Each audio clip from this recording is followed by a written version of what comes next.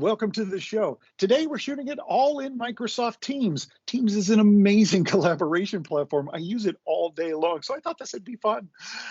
So I don't want to waste your time, so let's get right to it. One of the most common questions that I get is, why don't you love the ISE?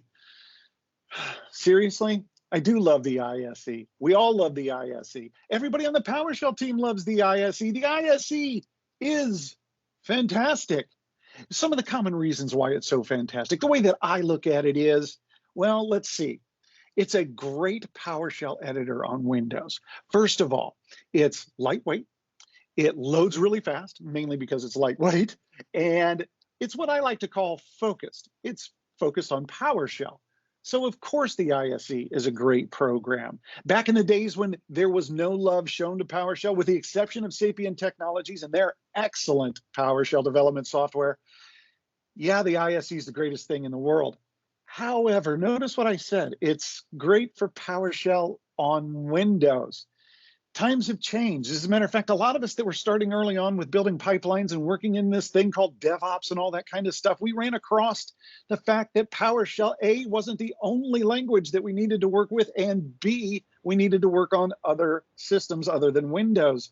So suddenly the ISE was not our favorite friend. As a matter of fact, a lot of us were going out using things like Sublime and all that, but Microsoft saved us from ourselves and gave us VSCode with the PowerShell extension so that we too could have excellent editing services that are cross-platform. And besides being focused on PowerShell, it's also let us use other languages. So it works really well. But I understand that with the change to VS Code and all of that, that it can be confusing and challenging to get updated to this new technology. So some of the very thoughtful people on the PowerShell team, Tyler, came across an idea that might be helpful, and I wanted to show you an idea to see if it'll help you get started easier and quicker on VS Code with the PowerShell extension if you are a frequent ISE user. First of all, let's dive right in, and let's take a look at the object of everybody's desire, which is the ISE. We love the ISE. We love the command window over here. We get our scripts up here. We got our shell down here. Everything is fantastic. And then you as if you're a Windows PowerShell 5.1 user and you've been using the ISE, you might look at VS Code and go, whoa, this is not my happy place. Yeah, it may not be your happy place right now, but it might become your happy place. I know that VS Code is confusing. It looks different. It feels different. There are things over on the left that pop out and you don't know what they are, or what they're there for, what they're supposed to do. And so it's confusing. You don't have the experience that you would usually like to have. But here's where the fun comes in. Tyler added a feature into something called the command palette so that you could take VS Code and switch it from this to look like the ISE. As a matter of fact, let's try it. If you're on Windows like I am right now, to get it to make that change to the ISE requires that you hit Control-Shift-P.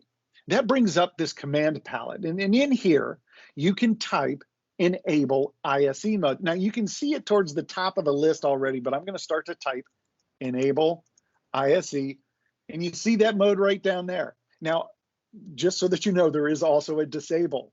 So that's always good because, well, let me show you the enable first. When I enable it, all of a sudden VS Code changes.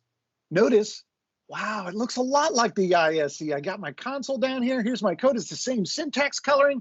I get my commands. In fact, if I go up here, let's go in and let's pretend for a second. We don't have to pretend. I'm actually going to type something here. So you get the same IntelliSense that you enjoy, the way that you expect it to be. It's a lot easier for you to work with. So, wow, this is just like the ISE, but it's not. In fact, here is VS Code with the PowerShell extension running on my Mac. And instead of Control-Shift-P, I'm going to do Command-Shift-P and do the exact same thing. I'm going to type Enable ISE mode. I'll click on the ISE mode, and voila, it flips it to ISE mode. There is a great article, I'll put it in the show notes, of how you can manually go through these steps and make these changes if you're so interested. That was written up some time ago. But with this change to the PowerShell extension, It should make your life in transitioning a little bit easier. And here's why this is important. I think about things as technical debt. This is the kind of debt that you get when technology is moving faster than you're learning it. Now, that's always going to occur around us, but what I try to do is manage some of that technical debt, especially in a few areas. Where I try to manage it the most are in the technical areas that I'm currently working in. In other words, if I'm working in, let's say, with Exchange, I'm not, but let's say that I am, I'm going to be up on the latest and greatest stuff in the latest and greatest version of Exchange. That's part of my mandate to manage that technical debt, is to make sure I'm up to date. Another area where I always make sure that I try to manage my technical debt is with my tooling. It doesn't pay off to have my tools get further advanced than I can use them, because then I may not be solving the problems that I could be solving. So I always try to catch up on that technical debt with my tools.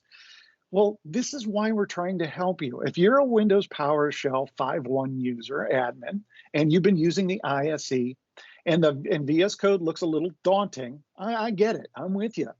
We've all had to convert. But here's why you want to convert. The ISE, it's lightweight. It loads really fast. It's very focused. So like the ISE, it does those same things, but it's cross-platform. It has other languages. And here's the most important thing. This is what we develop for. In other words, when we write new features, it goes to the PowerShell extension for VS Code. That's what we do. We're not updating the ISE. So if you want to solve today's problems, your tools are all ready for you to do that, but you need to adopt to those tools. And that sounds painful. That's why we spent this time, to try to make it easier for you to transition to VS Code. See what you think about ISE mode. See you next time, and remember, help someone.